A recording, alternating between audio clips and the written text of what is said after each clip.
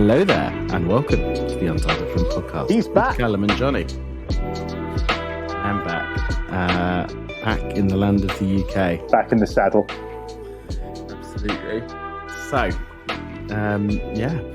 I have been away. For those that didn't know, I am Johnny, and this is Callum. It is indeed. I don't think I got to say that. And while I was away, I took some photos, some of which we've put up on the Instagram. We did indeed. A very famous filming location, and I have some more to go up next week of another famous filming location. But I will tease that now, so you can look on the Instagram. He treats us so well, folks. But I put pictures of Petra in Jordan. I forget where I was then. And there are a couple of very famous filming locations in Petra. So Petra, for those who don't know, is a big... how would I describe it? A monastery? There is a monastery there.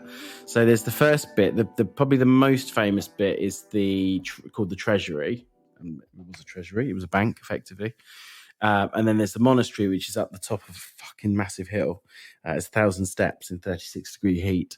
I walked 23 kilometers that day.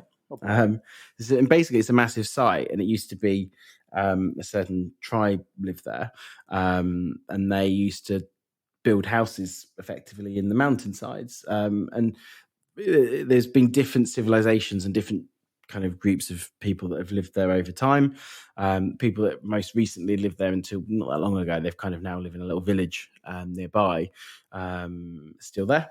They call them the Jack Sparrows of Petra, the men, because they wear this kind of black eyeliner and have like quite matted hair. Oh, cool. And they still run a lot of the kind of like the little cafes and like food stalls and donkey rides and all that kind of stuff there. But yeah, basically it's a lot of, it was almost like a whole kind of like giant city civilization of people that lived there, and incredibly smart. So the first bit that you kind of walk in, when you walk down, there was this kind of natural stream that was kind of cut by the water into the side of the mountain. It's really beautiful. But what they did was they went through and then they dug it out so it was walkable. So then they kind of made this walkway, and you kind of walk through these crazy rocks, and then you appear at this giant, the treasury, which is then again a building that's just carved into the side of a mountain. And they've been used in lots of films over the years, including probably most famously in Raiders of the Lost Ark. It's also one of the locations for one of the Transformers movies. It is, yeah. They filmed a couple of different places in Jordan, actually, for different various Transformers movies. And there's been other films filmed there over the years as well, but probably Raiders of the Lost Ark is the most famous. It's certainly the biggie. And it's also the inspiration, I believe, for one of the Assassin's Creed games. Yep, yeah. It is incredible. It's like nothing I've ever seen before, and I've seen quite a few things. It's one of the 7 new wonders of the world. So obviously you get the 7 old main wonders of the world. And this is like the next list on. Yeah, so this is the newer ones. This is Taj Mahal and Christ the Redeemer and Machu Picchu and Petra and things. A bit more modern stuff. But yeah, no, absolutely incredible. But yeah, there will be another thing that I'm teasing from Jordan for next week. But with these pictures, Callum, there was a question asked. And what was that question? Yes. With the last time that we asked people a similar question is the last time that you went to a famous filming location. And so I thought, do it again. We'll ask people, what are some of your favorite filming locations? Some of the biggies, one of the ones that you really love. So an example that I have close to mind is Chand Bowery in India. Do you know what that is? Chand Bowery.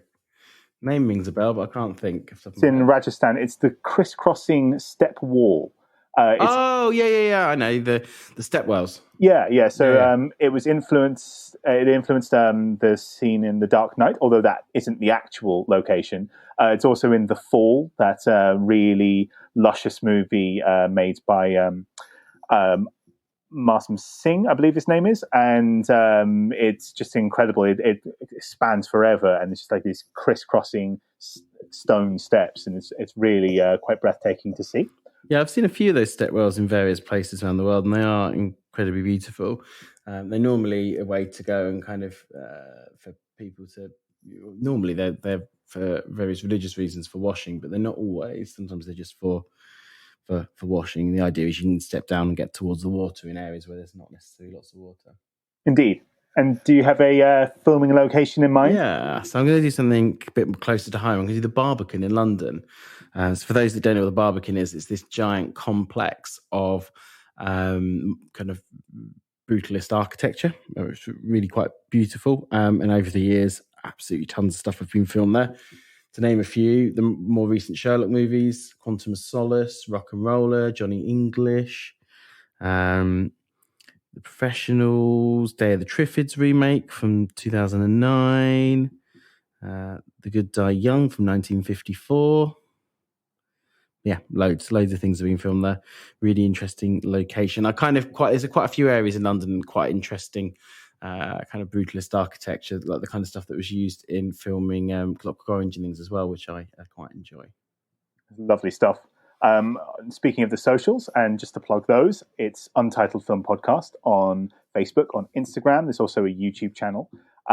Last week we did our first loose fit episode where we just had a bit of a natter, and we talked about what is the deal with Marvel Studios. It's not Mar and it's not Vel. That's a Jerry Seinfeld reference.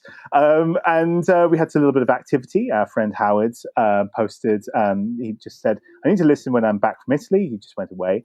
To add opinion without having heard yours yet, I'm okay with a long series of films that must be watched in order to understand, but now have to watch an entire TV show as well. I don't have time for that. I don't want to do homework to enjoy a film. And I said, that's exactly what we said. It is like homework. So thank you, Howard. And thank you for the very sarcastic response. Love a bit of English sarcasm. I also had a private message from someone about our last episode as well. Johnny Wallace, who lives in Australia currently. He used to do another podcast with me about a different subject. So we won't. If those that remember the early days of this, when I kept wanting to call this podcast the wrong name, that was Two Johnnies. Two Johnnies, yeah. He messaged me to say very different take, and I can kind of see where he's coming from. To say that actually effectively the Infinity Saga stuff was kind of not very close to the comic books, and kind of actually the stuff that's coming out more recently has a better stab at kind of getting the comic books right. Although they may not be better kind of movies as such, actually they might pay more kind of fan service and be less kind of cookie cutter and bland. Basically, that's very. I haven't got his full thing in front of me, but that's sure. What's the word I'm looking for? That's kind of a cliff notes of it, but I can kind of see that. Yeah, it's good to have contrasting opinions. That's what we like. We like to have difference of opinions. We always say that the best episodes are the ones where we have a bit of a falling out over two kind of varying opinions. Absolutely, yeah. I think if everyone agrees with everyone all the time, it'd be very boring. Might be chill, relaxing, but boring. You don't really watch a film where people just sit around and have a cup of tea and talk about the weather, do you? So, well, quite. Unless you're watching an English film. That was my if you didn't hear it. What is the deal with English films? Maybe that's the next one. Maybe. Anyway, on to the news. I think we've both got quite short amounts of news today because of good old writer's strike. Yep, bloody old strikes. It's killing it all. Do you want to go first? Yeah, go on then. So something that I've kind of been looking forward to for a while, and finally there is a trailer for, is the sequel to Chicken Run. So those that don't know, I'm sure pretty much everyone knows, Chicken Run was a animated feature film made by Aardman. I think came out about 2000. Was it 2001? 2000 or 2001, yeah. Yeah, that kind of time. And it's effectively about a group of chickens doing the Great Escape, escaping a chicken farm before they get turned into a chicken pie. And it kind of showcased all the things that Aardman had done amazingly in short animations with Wallace and Gromit and things previously, in a long form factor. And it was absolutely excellent. I think it was the first thing they did with DreamWorks, which kind of then melted a bit as they decided to go from their stop motion, which is genius, into CGI, which kind of defeated the point of Hardman. But there we go. But there, Chicken Run Dawn of the Nugget is now coming out, which I think is going straight to Netflix. I think I'm right in saying. Yes, you are. Yes, and it's got a mostly new cast, I believe. Yeah, and that's what I was about to say. It has got a mostly new cast. I kind of get it with Mel Gibson. Obviously, anti-Semitism not ideal, even if some of Hollywood has kind of forgiven him. But they've recast a lot of the other characters, which I don't necessarily. It's been accused of ageism from the original woman that played Ginger. They told her that she sounded too old. Too old, yeah. So they cast, I forget the name of the actress, but she's quite a bit more famous, who's around the same age as her. So that can't be the real reason. I think they must have fumbled and given her a bit of a false excuse. I think they wanted a slightly more bankable name. I am blanking on the name. That's terrible. Yeah, but then I kind of feel like they've changed some of the other names out. They have. For less famous people. Timothy Spall is now Ramesh Ranganathan. Which I love, and is interesting. But he's not the equal of Timothy Spall. No, and I also think internationally Timothy Spall is surely bigger. Much more. But then also they kept Miranda Richardson as Miss Tweedy. Again, iconic, and glad they kept her. But why have they changed some of the other bits? I think there's a rumor is that they wanted to deflect a bit from recasting Mel Gibson. Well, that would be that was probably my first guess. In fairness, this way, any kind of criticisms of it's the woke media gone mad. This way, people can sort of go, "Why have they recast her? Why have they recast him?" But then, why not just recast everyone then? Well, exactly. And wasn't Imelda Stanton was Bunty before, so she stayed the same.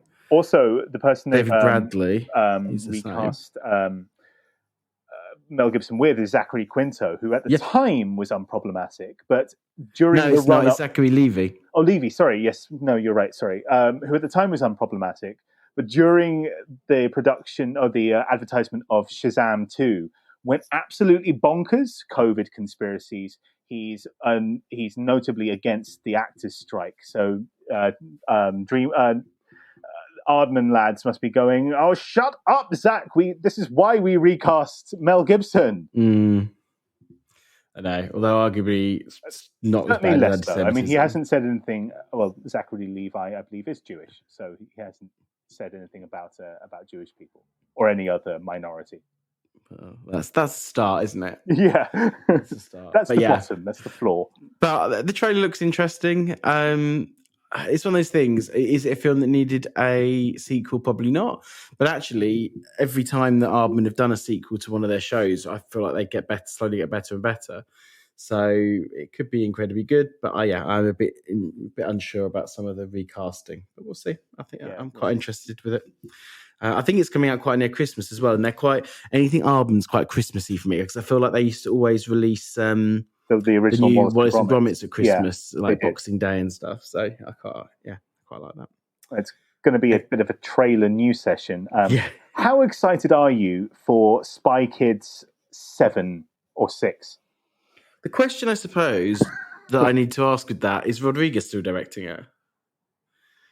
I mean, I haven't watched them since about Spy Kids 2, but there is it's interesting that he's still directing it. It looks exactly how you would imagine a Spy Kids film, especially as they get cheaper and cheaper and cheaper. It's no longer Joel McHale, who replaced the dad the last time. It's now, again, that rascal Zachary Levi. And he's everywhere. He is everywhere. And it looks not particularly good, but I needed a news article. But it does have a moment where they fight skeletons, and it's a clear reference to Jason and the Argonauts, and they look like they've been animated to look stop motion. So that's kind of fun. I feel like Rodriguez has had quite a weird career of late because he kind of just has disappeared into these Spy Kids movies and doesn't really seem to do much else anymore. I'm sure he's counting his paychecks, I'm sure. Yeah, it's interesting because the first couple were kind of fun. Ridiculously fun. Yeah, they were they're lovely, like perfect kids movies. You have Antonio Banderas playing a Latin lover father.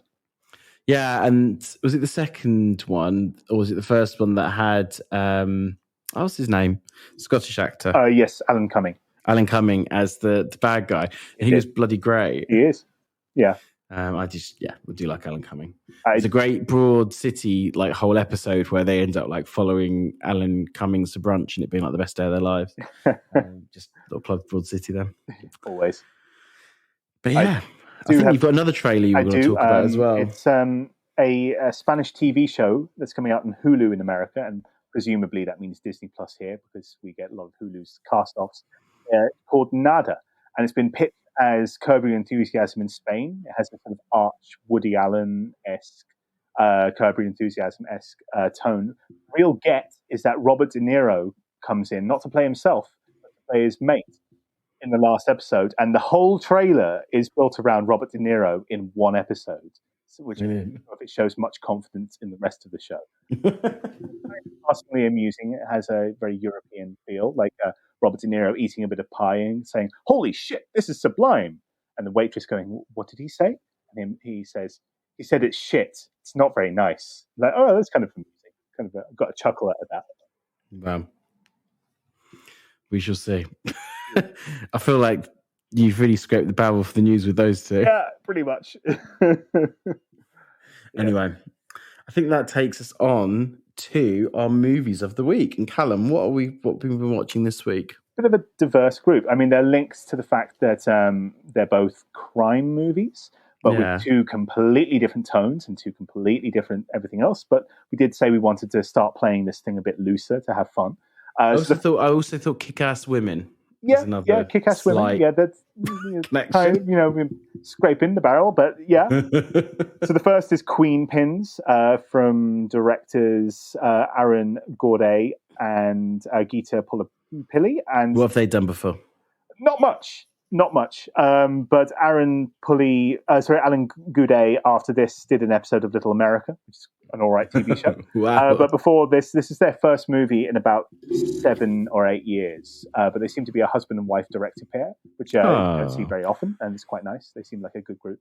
And we're pairing that with Sicario from Denis Villeneuve and writer Taylor Sheridan, who are right now massive, but this was made just as they were still on the ascent. Yeah. So that's going to be interesting to talk about.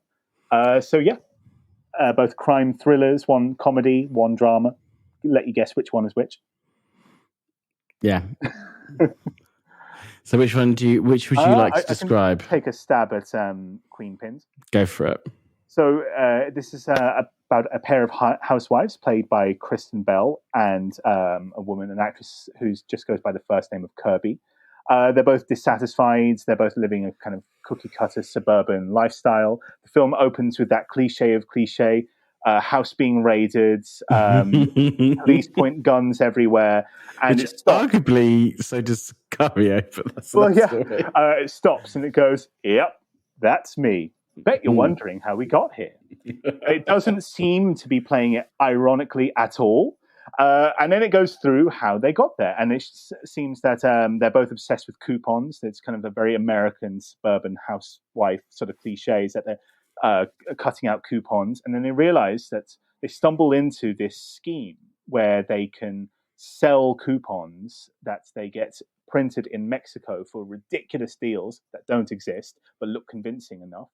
And they realize that they can launder a lot of money through this. Well, the deals do exist. Oh, they do exist. They're just extorting the value. They're just basically stealing them. So there's the coupons, loads more than there's meant to be. And that introduces the third lead of the movie. This very well-meaning but kind of bit of a lame guy. He's called Ken. He's played by Paul Waterhauser. And he's kind of like basically a mall cop, sort of, barely above a mall cop, where like if you have an expired coupon that's like a day over, he'll bust you for it. And he stumbles into this plot and tries to take it further up to the FBI. And Johnny, what did you think of Queenpins? Yeah, it's all right. And I think that's the only time you've probably said that without trying to take the piss. Yeah, I think it is exactly all right. It's an interesting one because it has, if not all star, a very good, well acted cast, in my opinion. There's a lot of I've always liked Kirsten Bell. Paul Waterhauser is pretty big these days. Like he's done a lot of what was the one about the not the marathon bombing, the other bombing one. Yes, The Clint Eastwood one. He's also rumored to be the cast in Quentin Tarantino's next film about the film critic as the film critic, but that's just a rumor at this point. So I was going to use it as news, but I wanted to have it verified. And then you've also got Joel McHale, who I'm a big fan of. Who's the FBI agent as well? Is someone else? It's Vince Vaughn. Yeah, Vince Vaughn, which is a bit rogue, but I quite enjoyed him. Yeah, it kind of works. It's very standard, isn't it? I think that's what I would say. Like, if you wanted to go right, here's an American crime film about like a slightly funny crime that's played a bit for laughs. We'll get a half decent cast in. We'll do a half decent script. There's 5 belly chuckles in it, so it passes the 5 laugh test, the Commode 5 laugh test. And it kind of takes up an hour and 35, 40 minutes of your time in a convincing way. There's no flair in any way to it. It's not like very cleverly shot or nothing particularly interesting happens. You can predict the beginning to the end pretty much from the first 2 minutes of the film. But if we said before, it's one of those kind of Sunday afternoon movies. I think it's perfectly serviceable for that. You know, it's free on Amazon Prime. So if you're scrolling one day and you can't find something, it's that kind of movie. Like, yeah, this will fill some time. Or if you're on an airplane, you're trying to fill a bit of time. Yeah, pretty much. What did you think? No, pretty much. I did watch a video essay recently that said that movies don't really exist anymore. Only content exists. And there is something fairly cynical about this type of movie, which is made, that person from a sitcom. That person's comedy adjacent as well. That person, also sitcom. It's like, well, why don't we just make movies that are kind of like sitcoms or YouTube videos? It just kind of is. And the fact that it opens with, yep, that's me. I bet you're wondering how I got here. And it is. I mean, you're not wrong. It is 5 good laughs or so.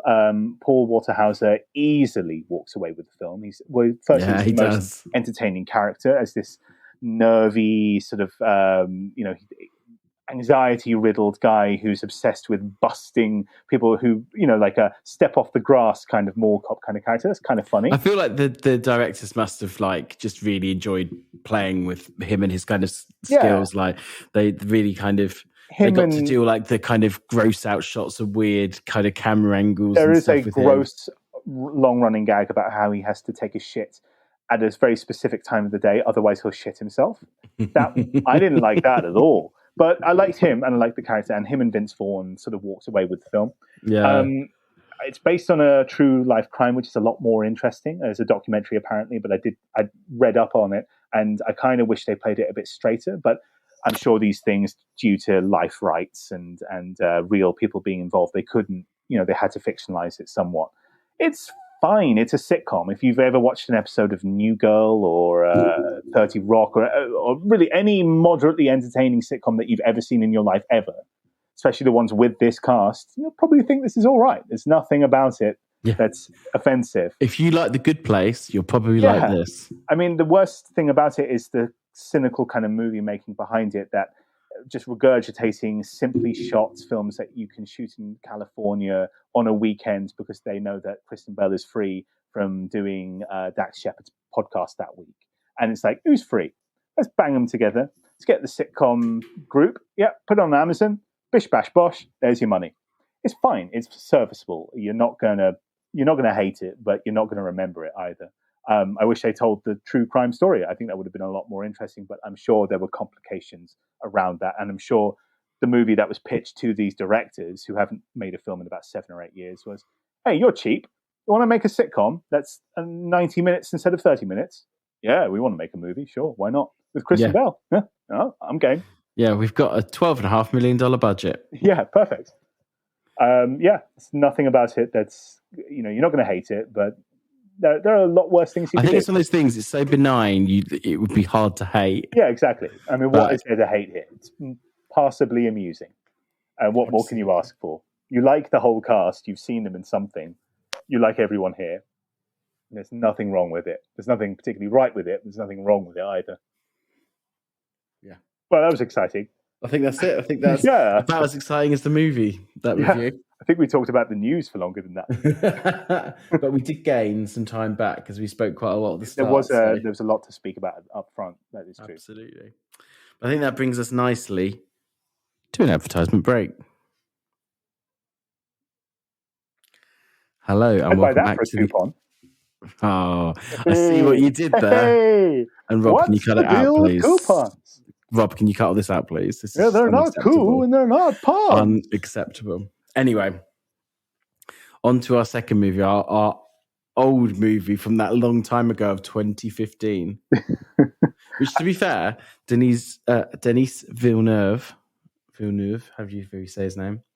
I always want to say Villeneuve because there's Canadian Formula One driver whose surname's Villeneuve. I believe he doesn't pronounce the kind of VE at the end, but I could be wrong because I have heard it Villeneuve.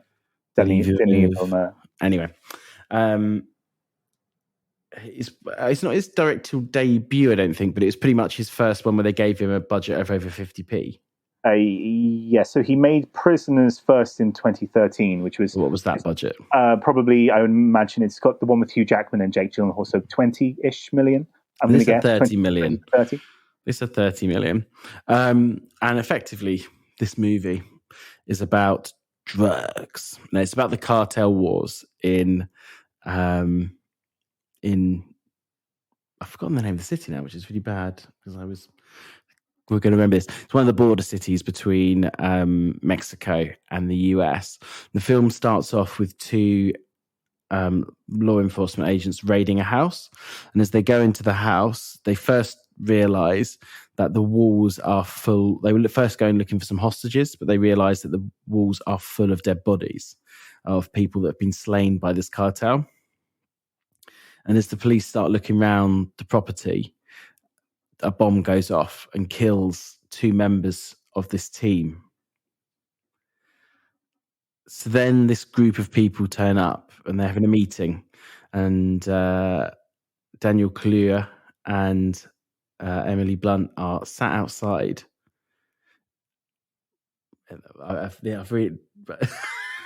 just realised that I haven't explained that they're probably the two main people in this police unit. This is not just just randomly passing by. Yeah, not just like chillaxing out, Anyway, and then they're called into this meeting. Well, first off, Emily Blunt is called into this meeting and is told, "We want you to come and work with us to get these guys that did this."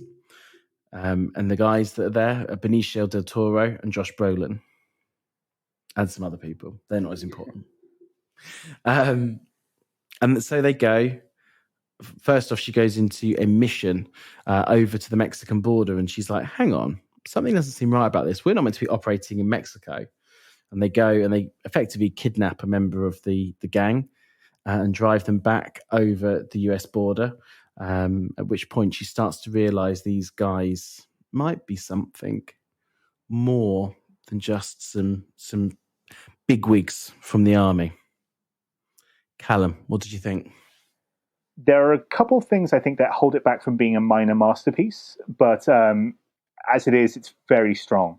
As you said right up top, it's not Denis Villeneuve's first film, but it's only his second studio film, and he'd made a couple of indies, a couple of films in Canada before this, but this was only his second sort of budget film. So he was still a director on the ascent. He's not at the point where he is now, where he's sort of like the guy who every college film buff, has a poster of Dune on their wall. But this is the film that was the big calling card. But it's not just him, of course, because the screenplay is written by... Some would argue that Arrival was his real arrival on the scene.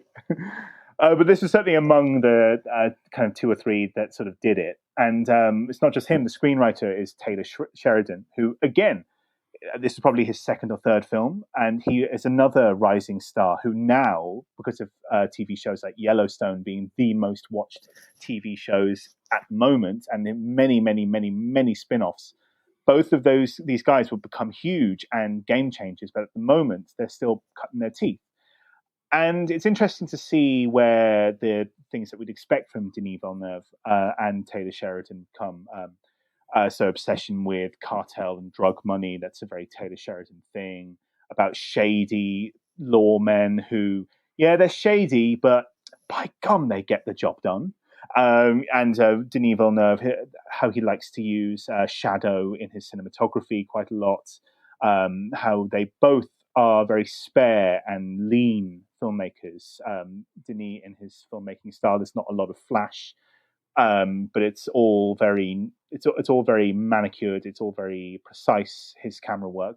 And Taylor Sheridan, his dialogue is spare to the point where people often just grunt at each other, and that's the dialogue.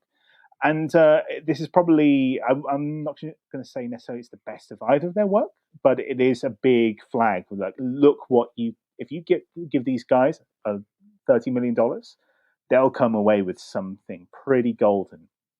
I really like how spare and sparse it is. Although that's also, sometimes it's flaw. I found myself, when they're sitting on the side of a road looking at a desert for a few minutes, grunting at each other, I found myself going, well, this scene I could use with something. I'm not a dumb person, but I could do with something blowing up or someone getting shot right now. If I'm being honest, I want to see just a little bit more pep. Sometimes it was a little bit sparse to the point of being steely or removed. And I know it has to be to an extent, but I think sometimes they overplayed that a bit. But generally speaking, I think this is excellent. I think Daniel Kaluuya and Emily Blunt as the leads, effectively, or at least the protagonists. I might not say leads, but as the kind of more golden characters, are very good. They're very altruistic. Emily Blunt has to do a lot with dueling sort of loyalties, and then you have the kind of more fun, chewing. We get something really nasty to do, but is it nasty?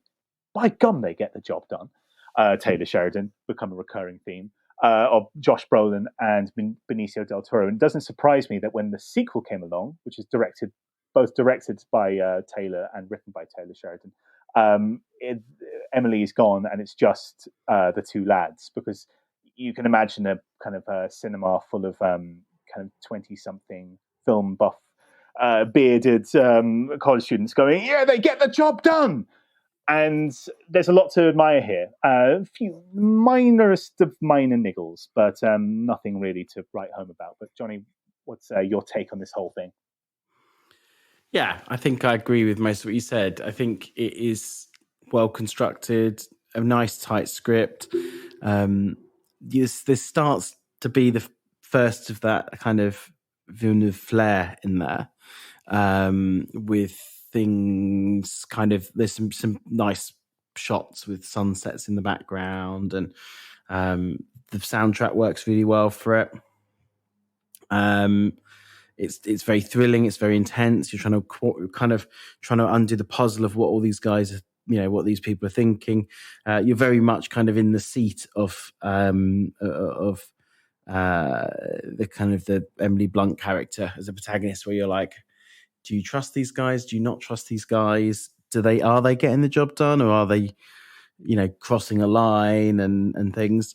I do think there's a few bits that, like, I agree with you, that don't necessarily work, and I think there's a few bits where maybe it does show too much and maybe stray us slightly from the story it's trying to tell. And I think the other thing is, in a lot of ways, it tries to be quite realistic, but I think it kind of splits away from that at times.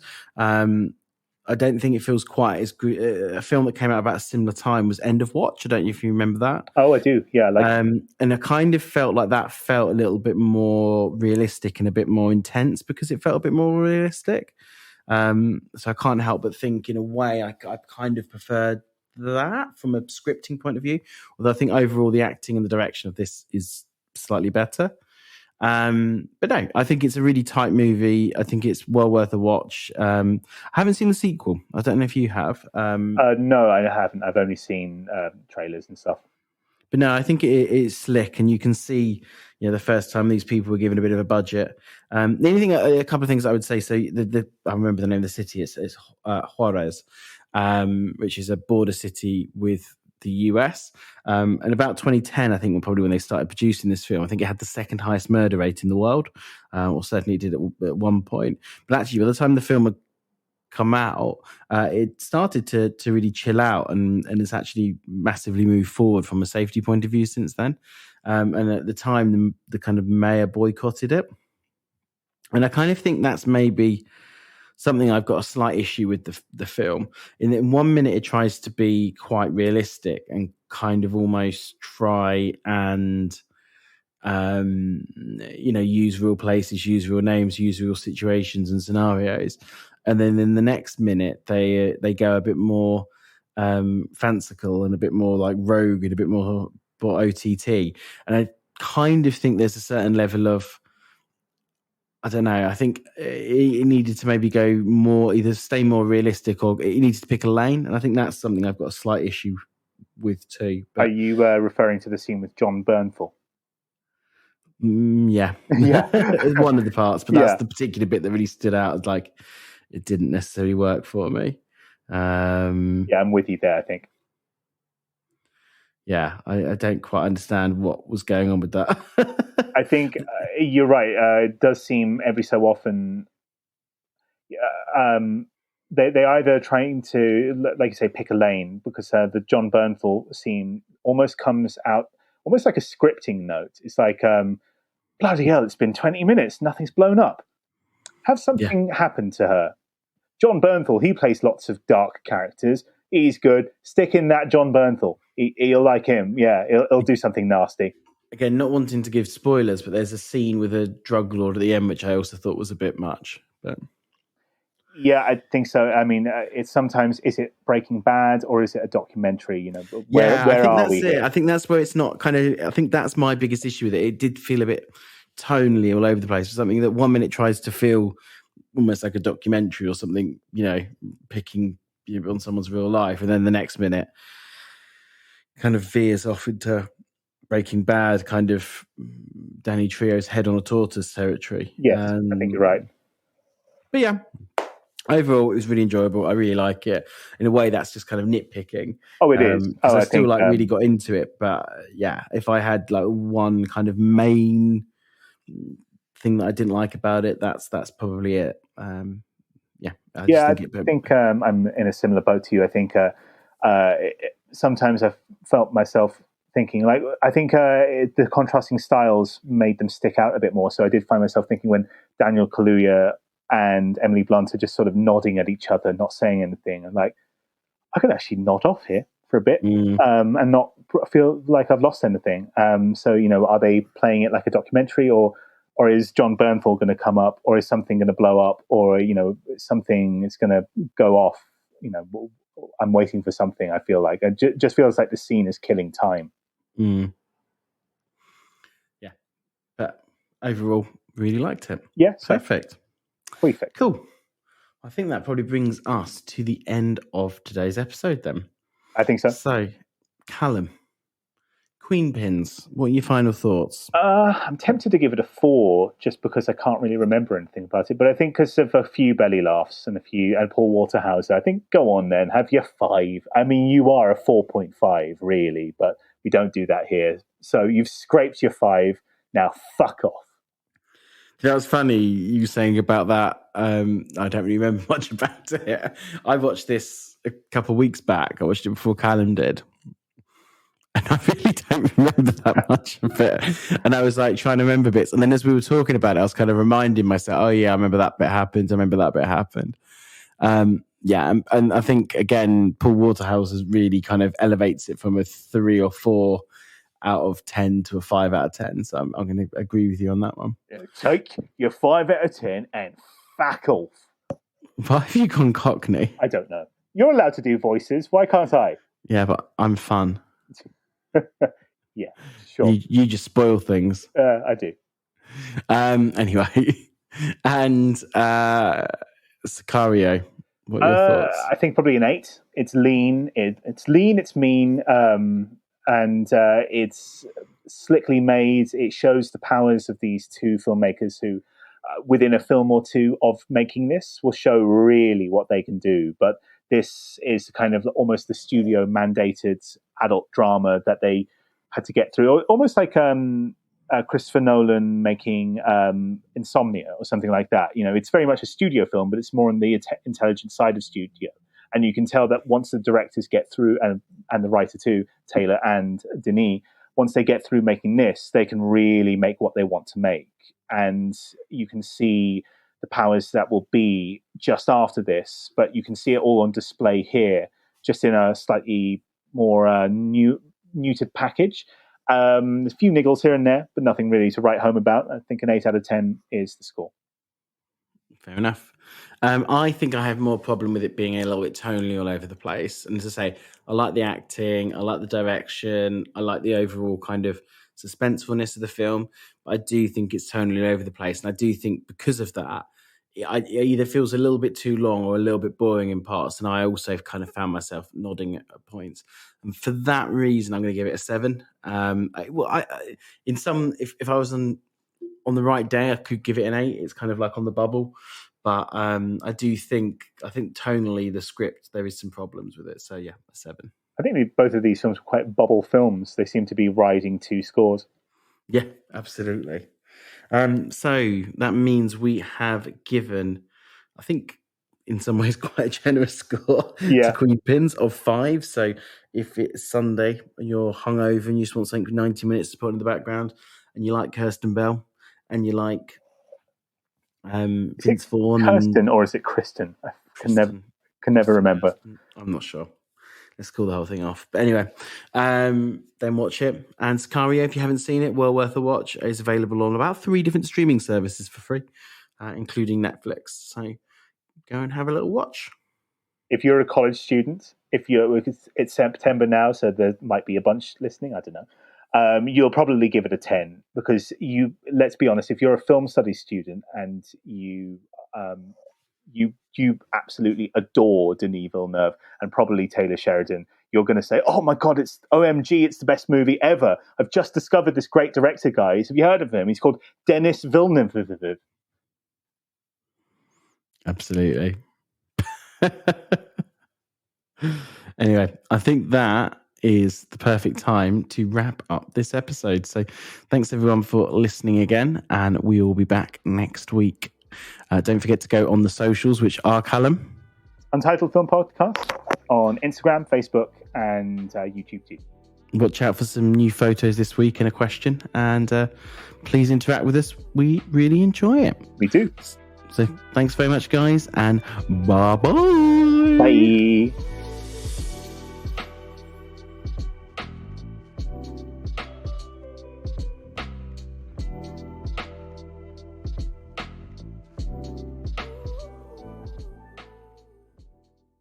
I'd buy that for a coupon.